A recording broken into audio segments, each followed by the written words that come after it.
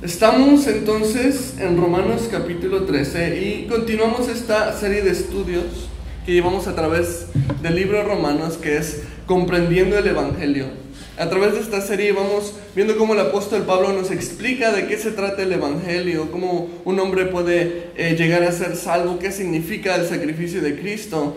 Y nos encontramos ya en la segunda parte del libro de Romanos. Esta segunda parte que no nos habla ya más de la explicación del Evangelio, sino de cómo esto debe afectar nuestro caminar diario, ¿no? El hecho de que yo conozca y comprenda el Evangelio, bueno, entonces, ¿qué tendría que cambiar en mi vida? ¿Qué efecto debería de verse?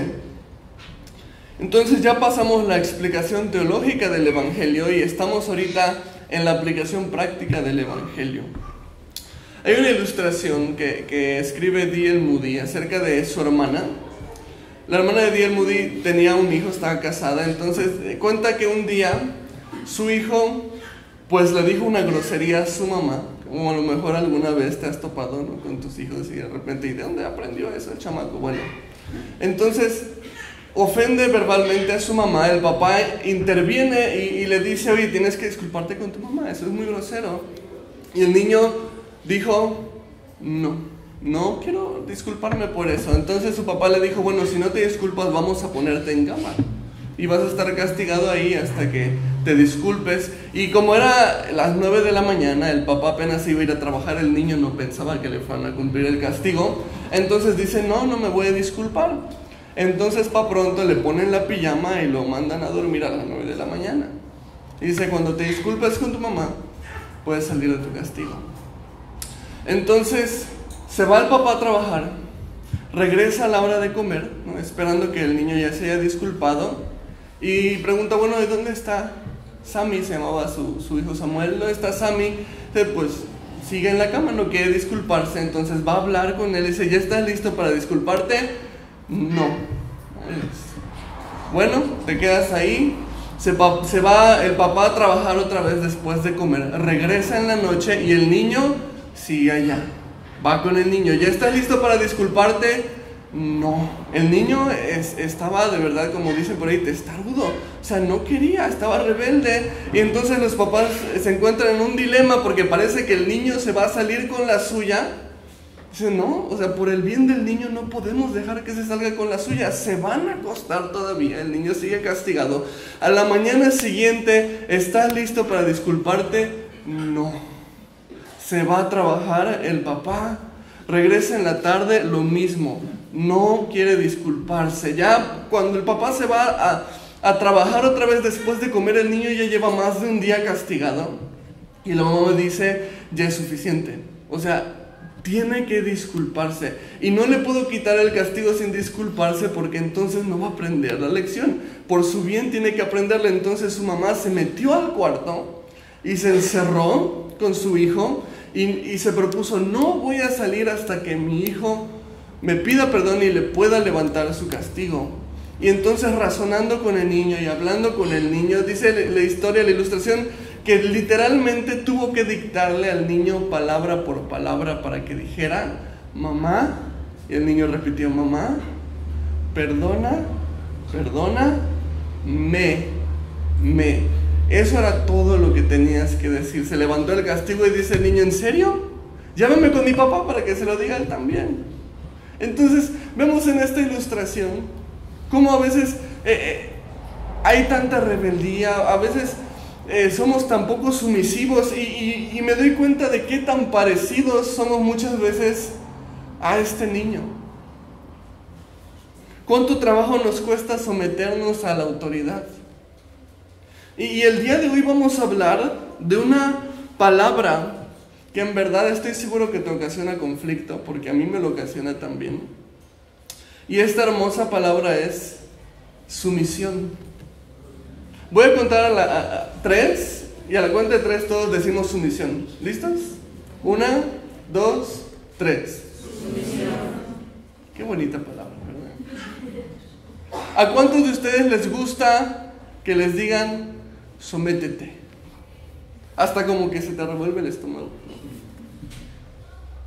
A nadie le gusta someterse, es parte de nuestra naturaleza pecaminosa tener un problema con las restricciones, con la autoridad, con las limitaciones que alguien te imponga. Tenemos problema con eso, naturalmente.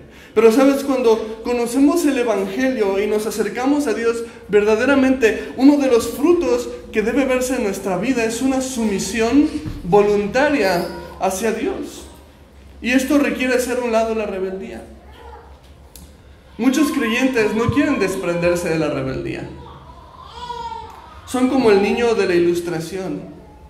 Siguen con esa actitud rebelde, cuestionan todo, obedecen la palabra de Dios a medias, porque solamente lo que a mi criterio considero que es justo, le hago caso, y lo que no me parece tan justo a mi criterio, pues entonces hago como que no lo veo. Y lo ignoramos. Y tenemos que entender algo. El Evangelio es todo o es nada. Si vas a tomar la palabra de Dios como la autoridad en tu vida, debe ser en su totalidad y en una sumisión completa a la palabra de Dios. Y es lo que vamos a ver aquí en el capítulo 13 de Romanos. El título del estudio de hoy es El Evangelio y la sumisión. Y vamos a ver que comprender el Evangelio nos debe llevar a ir desarrollando un carácter sumiso como el de Cristo. Y esto en dos aspectos que van a ser los dos puntos del estudio de hoy. El punto número 1 va a ser la sumisión a las autoridades. Y el punto número 2, vamos a hablar de la sumisión hacia Dios. Y esto es comprender el Evangelio. ¿Puede una persona comprender el Evangelio intelectualmente? Pero si no conoce en su vida diaria el sometimiento, entonces demuestras nada más que todo lo que conoces no lo comprendes. Así que vamos a empezar, si estás en Romanos 13, punto número 1 de la enseñanza, la sumisión a las autoridades, y vamos a empezar en el versículo 1. Fíjate qué palabra empieza ahí. Sométase, ¿puedes decirlo? Sométase, dice, toda persona a las autoridades superiores. Porque no hay autoridad sino de parte de Dios, y las que hay por Dios han sido establecidas. Vamos a ver que Pablo nos da distintas razones por las cuales debemos someternos a las autoridades que tenemos hoy en día. Y la razón número 1 que vemos aquí es: Dios estableció las autoridades. Por eso tenemos que someternos a ellas. Para poder someternos a las autoridades es necesario que comprendamos que Dios las ha establecido. Si tú no aceptas que fue Dios el que puso a las autoridades, entonces difícilmente vas a estar dispuesto a someterte a una autoridad. Entonces, ¿me estás diciendo, Dani, que Dios es el que puso al presidente que hay ahorita? Sí, así es. Dios puso un presidente por un propósito. Y los gobernadores también. Y hasta los diputados y senadores también. Dios puso toda autoridad, desde el presidente hasta tu policía local. Fíjate que dice el libro de Daniel 2:21. Dice, Él muda los tiempos y las edades. Fíjate que dice ahí, quita reyes y pone reyes. Y da la sabiduría a los sabios y la ciencia a los entendidos. Entonces, si tú tienes en claro que las autoridades que existen han sido impuestas por Dios, entonces comprendes, o deberías comprender, que tienes una necesidad de someterte bajo esas autoridades. Muchas veces se nos es difícil dar honra a las autoridades porque conocemos que hay malas personas en la autoridad, que hay personas ahí arriba que hacen cosas chuecas, que hay políticos que nos perjudican más que ayudarnos. Y se nos cuesta mucho trabajo aceptar, honrar, respetar a esas autoridades. Y sabes, yo no estoy diciendo que nos hagamos ciegos a esas cosas. No se trata de pretender que todos los diputados y senadores son las mejores personas del mundo y bien trabajadores y todo. No se trata de hacernos ciegos a la realidad en la que vivimos. No se trata de ignorar la injusticia que muchas veces la autoridad tiene, no se trata de eso. Pero se trata de que Dios aún sabiendo esto y conociendo la corrupción que hay en las autoridades, aún así nos pide a nosotros como sus hijos que nos sometamos a ellas, que demos un buen testimonio y obedezcamos la ley. Se trata de obedecer lo que Dios dice, porque lo que Dios dice es bueno y es para nuestro bien y tiene un propósito. Y si Dios nos dice que nos sometamos a la autoridad, significa que lo dice para nuestro bien. ¿Sabes? Creo que esto es parte de ser luz en el mundo. Jesús dijo en Mateo capítulo 5, versículo 16, así alumbre vuestra luz delante de los hombres para que vean vuestras buenas obras y glorifiquen a vuestro Padre que está en los cielos. Los hijos de Dios, dice aquí que somos una lámpara, una luz que brilla en medio de la oscuridad. El mundo de hoy está en la oscuridad, ¿estás de acuerdo? Y dice aquí que alumbramos esta oscuridad a través de ¿qué? ¿Sí? Nuestras buenas obras. Nuestras buenas obras. Y esto lleva a que otras personas glorifiquen a nuestro Dios. O sea, esto le trae gloria y honra a Dios. Pero ¿qué se puede decir de alguien que no respeta la ley? ¿Qué se puede decir de alguien que da una mordida al policía? ¿Qué se puede decir de alguien que vive en cosas chuecas? ¿Será posible que esta persona sea luz en el mundo? ¿O será más bien parte de la oscuridad que existe en el mundo? No nos equivoquemos, no obedecemos a las autoridades porque sean buenas todo el tiempo, ni siquiera porque se lo merezcan. Las obedecemos porque Dios las puso, y si nos manejamos rectamente, entonces vamos a poder alumbrar en este mundo. Pero si no estamos dispuestos a honrar la ley, pues entonces va a ser imposible llamarnos a nosotros mismos luz de este mundo. Y si no estamos dispuestos a honrar, respetar a la autoridad, no vamos a poder ser luz de este mundo. No estamos obedeciendo el mandamiento que Dios nos ha dado. Entonces lo hacemos por amor a Dios y por obediencia a Dios. Y eso hace toda la diferencia. Entonces vamos a estar alumbrando y vamos a hacer luz en las tinieblas. Así que la primera razón que Pablo nos da para someternos a la autoridad es que Dios fue el que estableció las autoridades. Ahora fíjate versículo 2 cómo continúa. Dice, de modo que quien se opone a la autoridad, a lo establecido por Dios, resiste. Y los que resisten acarrean condenación para sí mismos. Aquí encontramos la segunda razón que nos da este pasaje para obedecer a las autoridades, someternos a ella. Y dice, para no acarrear condenación. Dios afirma en esto que acabamos de leer que si nos oponemos a las autoridades, ¿a quién nos estamos oponiendo? A lo que Dios estableció. Y si este es el caso, dice aquí, estamos acarreando sobre nosotros mismos condenación. Y es importante comprender que si vivimos sin honrar las leyes terrenales, estamos saliéndonos de la cobertura de Dios. Cuando tú agarras carretera para Veracruz, hay un límite de velocidad, ¿alguien sabe cuál es? Ni lo quieren decir, ¿verdad? Porque todos le empezamos más y yo soy el primer culpable. Quiere decir que cuando yo voy a 120, ya me salí de la cobertura. ¿A quién le gusta manejar en carretera sin la cobertura de Dios? No me preguntes por qué hay tantos accidentes, ¿no? Dice, el que se opone a la autoridad, a lo establecido por Dios, resiste. Cuando decides, en lugar de comprar tu CD o las canciones en la plataforma virtual oficial, y en lugar de eso te vas a descargarlo ilegalmente a YouTube, hasta buscas en Google descargar de YouTube gratis, ¿no? Y te metes a la página. Estás robándole ganancias a un artista, a un compositor, te estás poniendo a ti mismo fuera de la cobertura de Dios. La frase acarrear condenación también es traducida, ¿sabes cómo? Ser castigado. Es decir, que Dios me va a castigar por eso.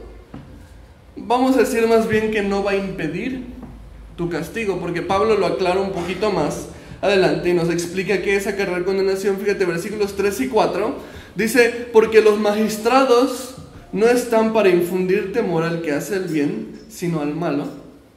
¿Quieres pues no temer a la autoridad? Haz lo bueno y tendrás alabanza de ella, porque es servidor de Dios para tu bien. Pero si haces lo malo, teme, porque no en vano lleva la espada, o en el caso de nosotros la ametralladora, ¿no? Pues es servidor de Dios, vengador para castigar al que hace lo malo. Entonces lo que vemos aquí es que Dios respalda a las autoridades cuando hacen justicia, por supuesto.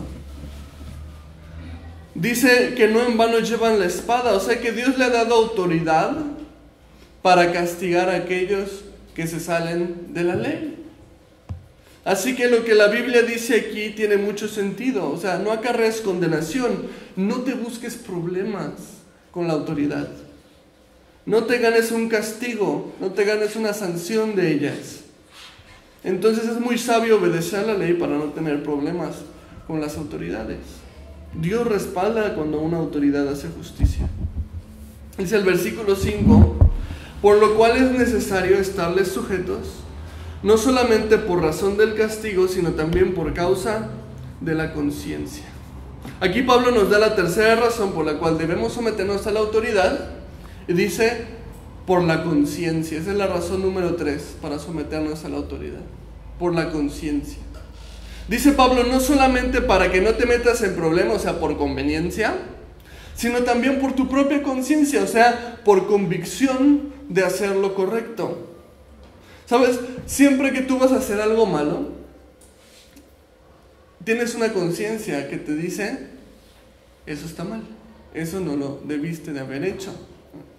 A mí me encanta ver a los niños, porque habiendo sido maestro muchos años, cuando de repente ves a un niño con las manos atrás, ¿qué significa? Que agarraste, ¿no? Entonces es tu conciencia que le está diciendo, o sea, él quiere eso, pero sabe que está mal, entonces lo agarro, pero está mal, entonces lo escondo. No, o sea, tienen una conciencia, y tú y yo tenemos una conciencia, es lo que dice aquí Pablo. Entonces sigue tu conciencia, no hagas lo malo, hazle caso. Sabes, es la voz del Espíritu Santo que te está hablando y te está mostrando la voluntad de Dios.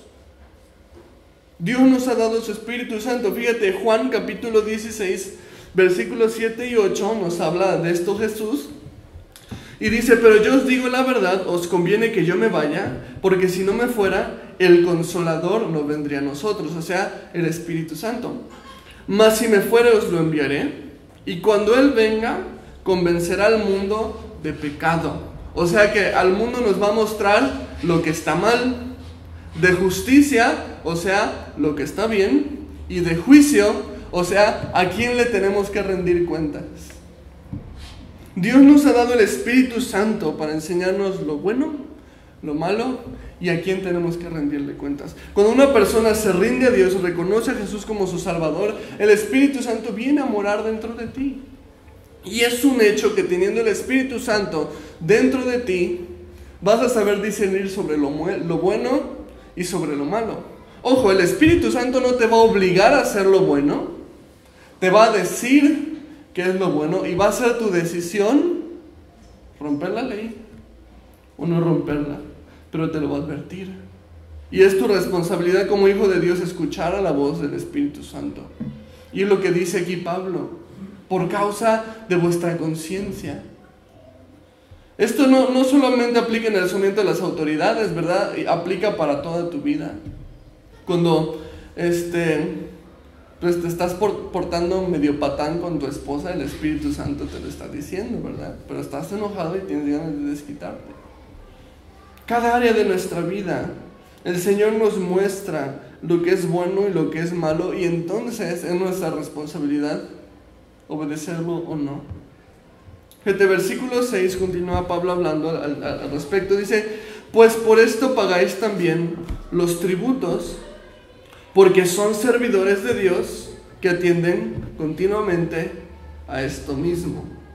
Me sorprende qué tan específico es la Biblia cuando decide hablar de un tema. Incluso vemos que menciona aquí los tributos. ¿Qué son los tributos? Los impuestos. Otra palabra que te revuelve el estómago, ¿eh? ¿Cuánto nos quejamos de los impuestos? La Biblia dice, págalos. Se acabó. Si crees que hay impuestos injustos, entonces ora por tus autoridades para que Dios les dé convicción de hacer lo correcto. Bueno, no estés tratando de salirte con la tuya sin pagarlos, de hacer cosas chuecas para librarte de ellos. La Biblia dice, págalos. Y antes de pasar a la segunda parte de la enseñanza, me gustaría cerrar con 3 pensamientos importantes al respecto, que a lo mejor hay por ahí en tu cabeza molestándote un poquito. El primero, por supuesto, quizás tú pienses que es injusto pedirte que honres a una autoridad que está tan corrompida hoy en día, sobre todo en nuestro país, ¿no? Estamos hablando en contexto de México. Nada más para que te des una idea. El gobernador en los tiempos de Pablo era un personaje muy peculiar. A lo mejor has escuchado su nombre, se llama Nerón. ¿Has escuchado de Nerón? Un tipazo, ¿no? Era un sanguinario, un hombre egoísta, era un pervertido. Perseguía a los cristianos para matarlos. De hecho, hay una pintura muy famosa en la que ves los jardines de Nerón y ves que tiene unas antorchotas para alumbrar su jardín. Esas antorchotas no son antorchotas, son cristianos que él clavaba en palos y los encendía en fuego para alumbrar la belleza de su jardín. Ese era Nerón. Y Pablo está escribiendo aquí, hónrenlo. Para que te pongas un poquito en la perspectiva. Si tú crees que el gobierno de hoy es malo como para honrarlo, Pablo no está dando una orden o un mandamiento para un gobierno bueno. Esa es la voluntad de Dios, que honres a tus autoridades. Lo que tus autoridades hagan con su autoridad, van a rendirle cuentas a Dios. Y esa justicia se la vamos a dejar a Dios, pero nos corresponde honrarlo. Segunda cosa, Jesús mismo honraba a las autoridades. Fíjate que él mismo sabía que lo iban a crucificar, porque tú sabes que Jesús vino y conocía de qué manera iba a morir. Él conocía cuándo iba a ser entregado, ¿okay? Sabía quiénes lo iban a matar, los romanos. Y Jesús mismo da el mandamiento de honrar a las autoridades. Lucas 20, 22 al 25 dice: ¿nos es lícito dar tributo a César o no? Le están preguntando a Jesús. Fíjate qué es lo que responde Jesús. Mas él, comprendiendo la astucia de ellos, les dijo: ¿por qué me tentáis? O sea, ¿por qué me tientas? Sabes que tenemos un gobierno terrible. Pero dice: mostrando una moneda, ¿de quién tiene la imagen, la inscripción? Y respondiendo dijeron: de César. Entonces les dijo: dale a César lo que es de César y a Dios lo que es de Dios. O sea, sí, mijitos, vayan a pagarle sus impuestos al César. Ustedes deben esos impuestos. Así que Jesús mismo enseñaba que hay que honrar las leyes, las autoridades. En tercer lugar, a lo mejor sigues inconforme, está bien. ¿Sabes algo? Es difícil que alguien no esté inconforme con las autoridades. Ora por ellas. Quizás no estemos conformes porque hay mucha perversidad en nuestro gobierno, pero la Biblia te manda a orar por tus gobernantes.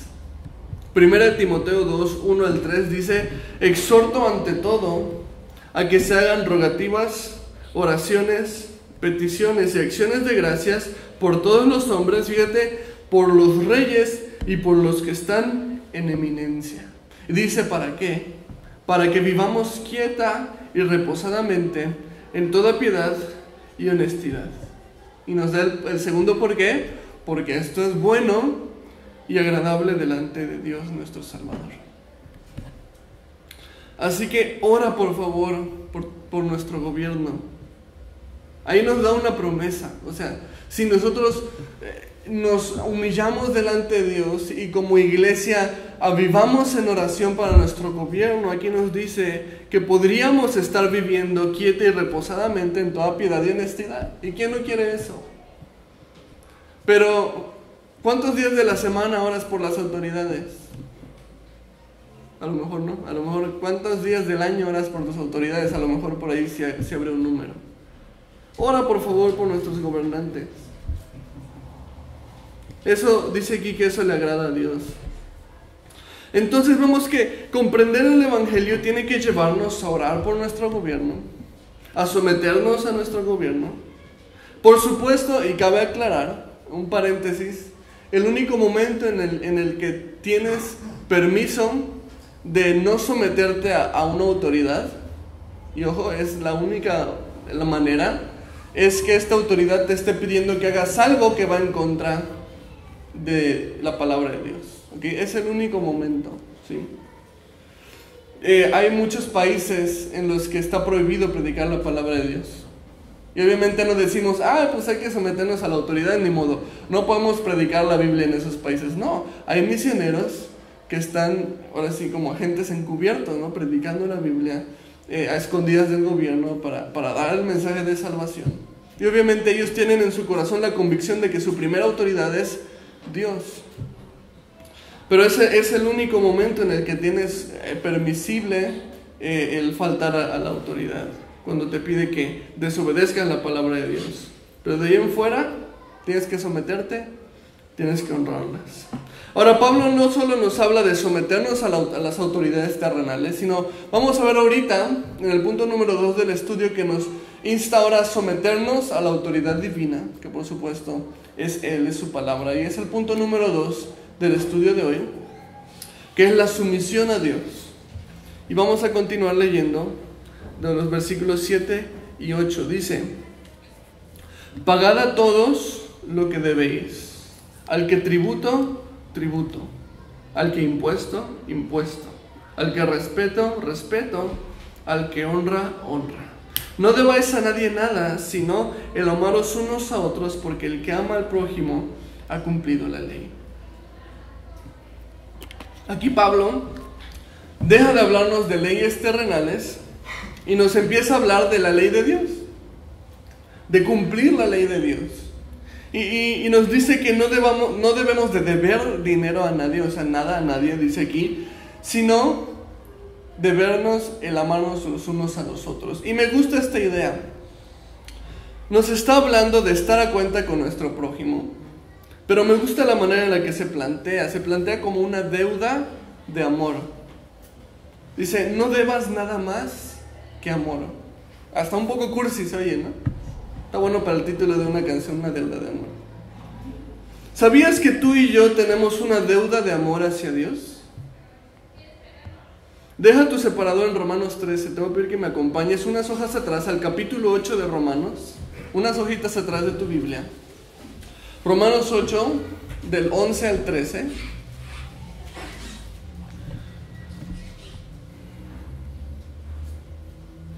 Dice, y si el espíritu de aquel que levantó a los muertos, a Jesús, mora en vosotros, el que levantó de los muertos a Cristo Jesús vivificará también vuestros cuerpos mortales por su espíritu que mora en vosotros. Así que, hermanos míos, ¿qué dice ahí? Deudores somos, no a la carne, para que vivamos conforme a la carne, porque si vivís conforme a la carne moriréis, mas si por el espíritu hacéis morir las obras de la carne, viviréis. Entonces aquí nos maneja un principio muy similar. Dice Pablo aquí en Romanos 8, somos deudores. Tenemos una deuda hacia Dios, una deuda de amor, y nos explica esto en el versículo 13. Dice aquí que por medio del Espíritu nosotros también seremos vivificados, o sea, nos da la promesa de la vida eterna. Jesús nos amó tanto que murió en la cruz para perdonar nuestros pecados. El amor de Dios fue tan grande que dice que Dios entregó a su único Hijo por nosotros para que todo aquel que en Él cree no se pierda, mas tenga vida eterna. Antes nosotros teníamos una deuda de muerte. Si tú regresas ahí unas páginas atrás al capítulo 6 de Romanos 6:23, dice, porque la paga del pecado es muerte. O sea, esa es una deuda que nosotros teníamos. Por eso es que Jesús vino a la tierra a morir por nosotros. Y dices esa segunda parte tan hermosa: mas la dádiva de Dios es vida eterna en Cristo Jesús. Jesús vino al mundo, a la tierra, para morir por nosotros. Él pagó la deuda de muerte. ¿Y sabes cómo se paga una deuda de muerte? Muriendo por nosotros. Es muy interesante. Al momento en el que Jesús estaba colgado en la cruz, segundos antes de que la Biblia dijera que dio su último aliento y entregó su espíritu, dijo una frase antes de morir. ¿Te acuerdas cuál es esa frase? Después, consumado es. Consumado es. Y es bien interesante porque este es un término legal dentro del comercio. Esta palabra es tetelestai. Cuando tú en el tiempo de Jesús ibas a empeñar algo, porque no tenías dinero, muy parecido a las casas de empeño de hoy en día, entonces empeñas algo de tu propiedad a una persona, y mensualmente tú ibas a dar un pago para liberar la propiedad que habías empeñado, sí, aquello que habías empeñado, el artículo o la propiedad. Entonces mensualmente tú ibas a pagar esta mensualidad para poder redimir tu propiedad. Y entonces cuando llevabas tu último pago, el último ya para recuperar lo que habías empeñado, y se lo dabas a esa persona decía una frase. Adivina qué frase decía. Consumado es. O sea, tetelestai, que en realidad significa pagado por completo. O sea, ya terminaste de pagar tu deuda. Eso es lo que significaba. Y entonces es interesante que Jesús, antes de morir, haya dicho esta misma frase. Realmente consumado es debería de traducirse pagado por completo. Están libres de su deuda. Porque teníamos una deuda de muerte por el pecado que Jesús cubrió con su muerte, pagó la cuenta, y ahora la deuda que tenemos ya no es una deuda de muerte en la que tenemos que morir e ir al infierno, sino tenemos una deuda de amor, porque el amor de Dios nos libró de ese castigo que nosotros merecíamos. Y me encanta porque si regresamos ahora sí a Romanos 13, versículo 8, Pablo nos dice: no le debas nada a nadie, sino amarse los unos a los otros. Hermanito, que tu única deuda sea el amor. ¿Por qué deuda de amor? Porque Jesús nos amó lo suficiente como para morir por nosotros, pagando nuestra deuda de muerte. Ahora lo único que debemos, espero, sea el amor. A lo mejor por ahí una o dos tarjetas de crédito, ¿verdad? Pero nos dice que tenemos esta deuda de amor, amar a Dios, correspondiendo el amor que Él nos dio, pero también, aquí no está hablando propiamente de amar a Dios. ¿Amar a quién está diciendo? A mi prójimo. ¿Por qué? Porque si yo he recibido ese amor, sería injusto no estar dispuesto a darle ese amor. Se lo debemos a Dios. Le debemos a Dios amar a nuestro prójimo. Fíjate, 1 Juan 4:11 dice: amados, si Dios nos ha amado así, debemos también nosotros amarnos unos a otros. Esa es tu deuda. Ama.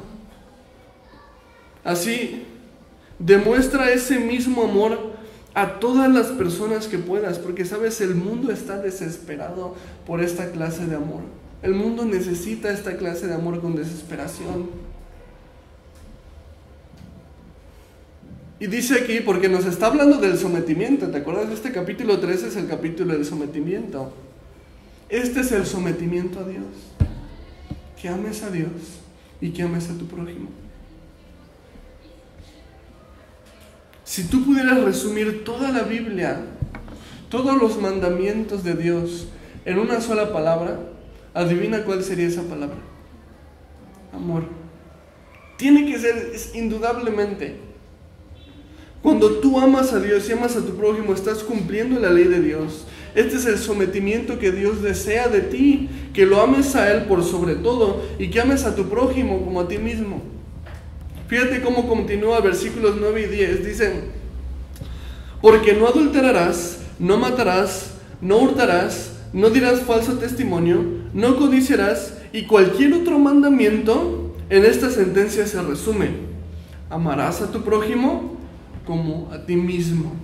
Y fíjate el versículo 10, qué hermoso versículo. El amor no hace mal al prójimo, así que el cumplimiento de la ley es ¿qué? Amor. Qué hermoso versículo. Cuánta verdad en tan pocas palabras. Pablo nos está demostrando que toda la ley de Dios se resume en una sola palabra. Si tú amas a tu prójimo, tiene sentido y es lógico. Por consiguiente, nos dice aquí, no vas a adulterar, no vas a cometer adulterio. ¿Por qué? Porque mi prójimo es mi esposa y la amo. Dice también, si tú amas a tu prójimo, obviamente no lo vas a matar. Si tú amas a tu prójimo, no vas a robarle. Si tú amas a tu prójimo, no vas a dar falso testimonio, o sea, no vas a decir mentiras de tu prójimo, ni tampoco vas a codiciar sus bienes. Entonces Pablo nos dice, si tú amas a tu prójimo, estás cumpliendo todas estas leyes. El amor es el cumplimiento de la ley. Entonces, lo que parecía muy complicado, todos los mandamientos que Dios ha dado, no solamente los 10 mandamientos, sino toda la Biblia que está llena de mandatos para nosotros, te lo simplifico. Ama a tu prójimo y vas a estar cumpliendo el resto de ellos. Este es el sometimiento a Dios. Así que por favor, ama a aquella persona en tu trabajo que te desea el mal, porque esa persona necesita sentir el amor de Dios. Ama a aquel vecino que siempre quiere pelear, porque se estaciona en tu entrada y no te deja meter tu carro. Ama, por favor, esposa, a tu esposo. Trátalo con respeto, dale su lugar como la cabeza del hogar. Esposo, ama a tu esposa, por favor, trátala con amor y con delicadeza. No le des palabras ásperas. Hazla sentir la mujer más amada del mundo, porque eso es someterte a Dios. Hijos, amen a sus padres, respétenlos. Hónrenlos, por favor, con buenas calificaciones, porque eso es someterte a Dios en tu día a día. Esa es la ley de Dios. Papás, amen a sus hijos, por favor, disciplinen a sus hijos en amor, en la disciplina del Señor. O sea, no los provoquen a ira, dice la palabra de Dios. O sea, no los hagas sentir inútiles, no los hagas sentir inservibles o malos. Disciplínalos en el amor de Dios. Ese es el sometimiento a Dios en tu vida diaria, padres. Si tú conoces la verdad del Evangelio, esto es lo que Dios desea ver en tu día a día. Y debemos mostrar este sometimiento de amor con urgencia. Y es lo que nos habla a continuación en los versículos del 11 al 14. Hay una urgencia de hacer esto en nuestra vida diaria.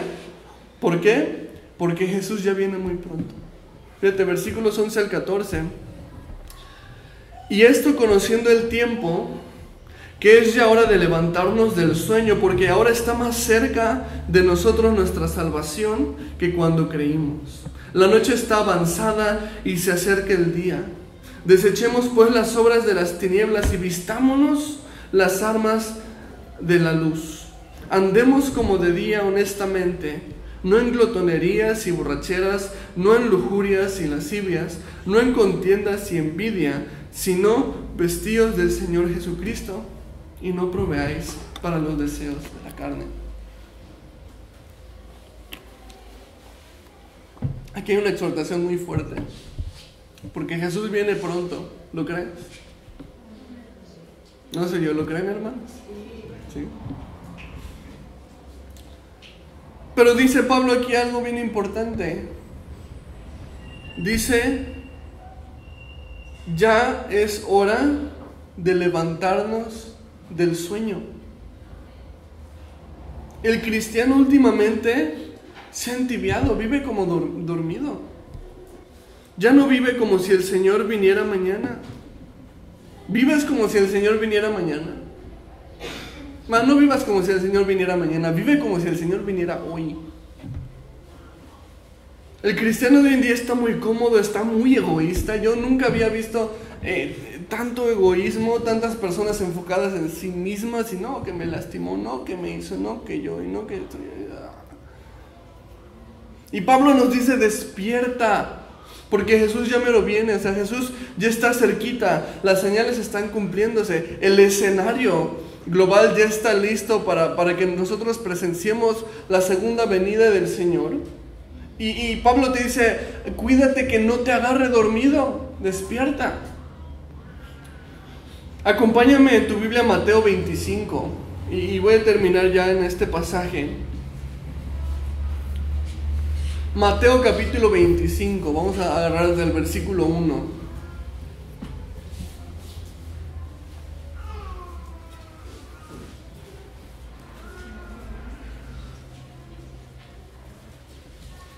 Mateo 25, 1. ¿Estamos ahí? Fíjate cuáles son las palabras de Jesús. ¿Qué Jesús tiene que decirnos respecto a esto? Mateo 25, 1 dice: entonces el reino de los cielos será semejante a 10 vírgenes que tomando sus lámparas salieron a recibir al esposo. 5 de ellas eran prudentes y 5 insensatas. Las insensatas, tomando sus lámparas, no tomaron consigo aceite, mas las prudentes tomaron aceite en sus vasijas juntamente con sus lámparas. Y tardándose el esposo, cabecearon todas y se durmieron. Y a la medianoche se oyó un clamor: aquí viene el esposo, salid a recibirle. Entonces todas aquellas vírgenes se levantaron y arreglaron sus lámparas. Y las insensatas dijeron a las prudentes: danos de vuestro aceite porque nuestras lámparas se apagan. Mas las prudentes respondieron diciendo: para que no nos falte a nosotras y a vosotras, id más bien a los que venden y comprad para vosotras mismas. Pero mientras ellas iban a comprar, vino el esposo, y las que estaban preparadas entraron con él a las bodas, y se cerró la puerta. Después vinieron también las otras vírgenes, diciendo: Señor, Señor, ábrenos. Mas él respondiendo dijo: de cierto os digo que no os conozco.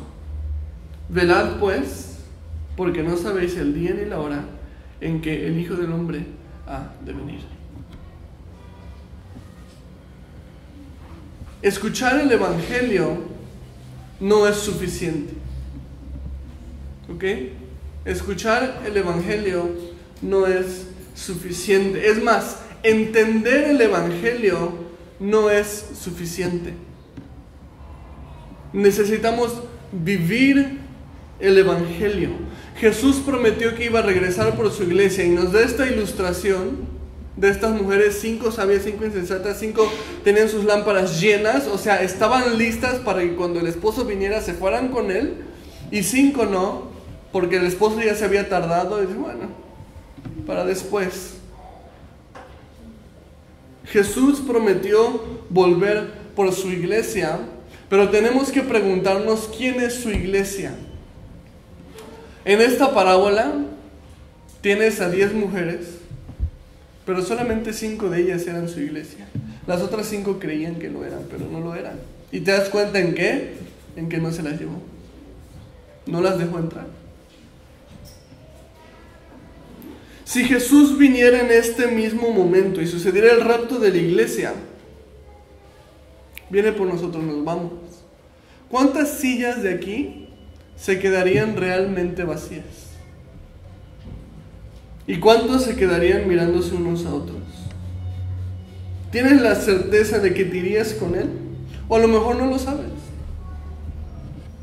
Y así, esta pregunta es importante, porque Pablo nos dice: es hora de despertar. O sea, que no te agarre dormido, porque el día ya se acerca. Te pregunto, ¿estás viviendo como para esperar que Jesús regrese hoy? ¿O estás durmiendo? Necesitamos vivir el Evangelio.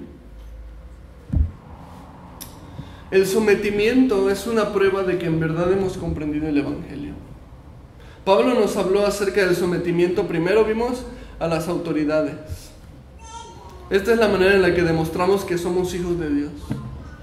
Pero también hablamos del sometimiento a Dios. Cómo la ley se resume en el amor. Si tú amas a Dios y a tu prójimo, entonces estás sometiéndote a Dios porque estás cumpliendo la ley de Dios, que se cumple en el amor. El conocimiento, y esto es importante, El conocimiento sin amor no te sirve de nada, es vanidad, dice la Biblia. La sumisión muestra que hemos comprendido lo que Jesús hizo por nosotros, y la sumisión a Dios es amar a tu prójimo. ¿Sabes? No hay mejor ejemplo de sumisión que Jesús. La Biblia nos dice que Jesús no vino a la tierra para hacer su voluntad, sino, ¿qué? Dijo, la voluntad de mi Padre. Jesús dijo, yo no vine a ser servido, sino a servir y dar mi vida en rescate por muchos. Entonces Jesús, sometiéndose al Padre, vino a la tierra. Y sometiéndose al Padre, vivió una vida perfecta. Y fue a la cruz para decir esta hermosa frase que estudiamos el día de hoy: consumado es. Fue a la cruz para pagar tu deuda y mi deuda por el pecado. Y pagó tus pecados. Y tu deuda está saldada. Pero Jesús no se quedó muerto, sino que Él resucitó, demostrando que tiene el poder sobre la vida y la muerte, y que puede darnos vida eterna. Y sabes, Jesús prometió volver por nosotros. Si lo vamos a ver o no, no lo sé. Quizás, como dijo Pablo, esta sea la generación que no vaya a gustar la muerte. O sea, que nos vayamos con el Señor antes de morir. O quizás no, quizás vamos a llegar a viejos, ancianos, y nos vamos a reunir con el Señor. Está bien, cualquiera de las dos. Pero Jesús vino a darnos un regalo de vida eterna. Pero es un regalo que lo debes de pedir. Dice la palabra de Dios que si tú confiesas con tu boca que Jesús es el Señor y crees en tu corazón que Dios lo levantó de los muertos, serás salvo. Porque con el corazón se cree para justicia, dice, pero con la boca se confiesa para salvación. Así que a lo mejor tú no has estado viviendo como si el Señor viniera el día de hoy. A lo mejor viene el día de hoy. A lo mejor terminamos la última alabanza y vamos, continuamos la alabanza en el cielo. Tienes que estar listo. Tienes que reconocer al Señor. Y debes someterte a su palabra. Y en unos momentos más te voy a dar una oportunidad para que lo reconozcas, ¿sí? y recibas la salvación el día de hoy.